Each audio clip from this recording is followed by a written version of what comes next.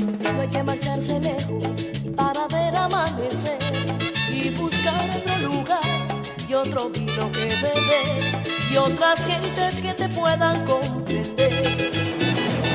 Hay un pueblo que te brinda un camino por andar, hay un pueblo que te ofrece su amistad.